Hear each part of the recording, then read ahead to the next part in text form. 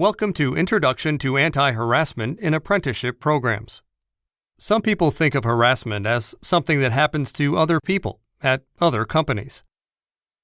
Other people experience harassment firsthand on a regular basis. And still others are aware of situations that are making someone else uncomfortable, but are unsure what they can do about it. The truth is, harassment can happen to anyone, in any company, regardless of their position or whether they are male or female. But it is more likely to happen to people who have less power in the workplace, or are perceived as being outside the norm of what has traditionally been expected there. Historically, women, minorities, and LGBT workers have been particularly likely to experience harassment in the workplace, but they are by no means the only targets.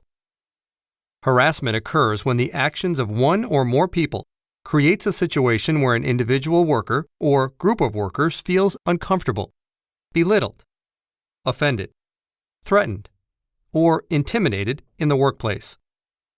When workplace harassment is because of someone's religion, sex, race, color, national origin, sexual orientation, disability, age, or genetic information, it may be unlawful.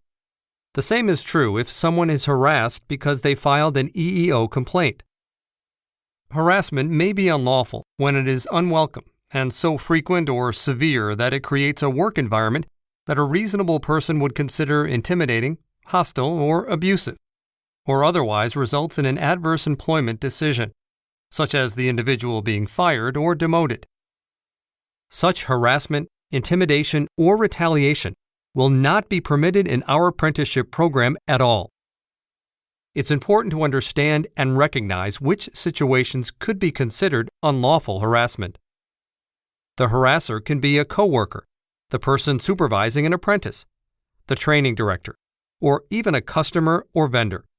Both men and women can be harassers or targets. Unlawful harassment may include offensive or crude language or behavior, bullying, intimidation, and discrimination. Some harassment situations involve obvious discriminatory behavior, for example, sexual comments, racial slurs, or physical aggression or verbal abuse directed only at individuals with disabilities. But unlawful harassment is not always easy to recognize. For example, one person may think she is just telling harmless jokes to a friend, while a bystander may find that joke offensive.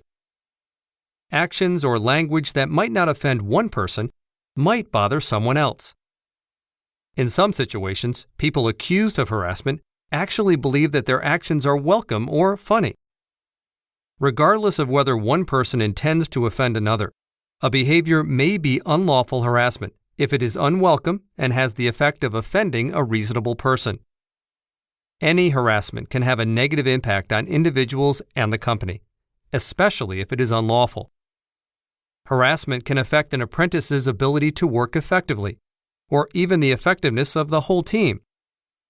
Harassment can negatively impact individuals, our program culture, recruitment and retention of apprentices, our legal standing, and our reputation in the community. If you have experienced harassment, consider making it clear to the harasser that the behavior is unwelcome and against company policy, and may be against the law, if the harasser thought it was a joke or otherwise wasn't aware of how it was being received. However, if addressing the situation with the harasser directly proves to be ineffective, or if you are concerned about the impact of a direct confrontation on your safety or well-being, you should report it directly to your manager, human resources, or other appropriate organization resource. Doing so can prevent similar incidents from happening to someone else, and may resolve the situation you are experiencing. Retaliation against any apprentice or employee who reports harassment or other kinds of discrimination, or participates in an investigation, may also be unlawful and will not be tolerated. The apprenticeship program has an obligation to investigate any harassment claims and take appropriate action to ensure that unlawful harassment does not continue. Some harassment situations may result in legal action or employee termination. If they are harassed because of their race, color, national origin, sex, religion, sexual orientation, age, or genetic information. Apprentices also have the right to file complaints with the agency with which the apprenticeship program is registered. Contact information for this agency is posted in our workplace. Every employee has the right to work in an environment that is free of harassment, intimidation, and retaliation.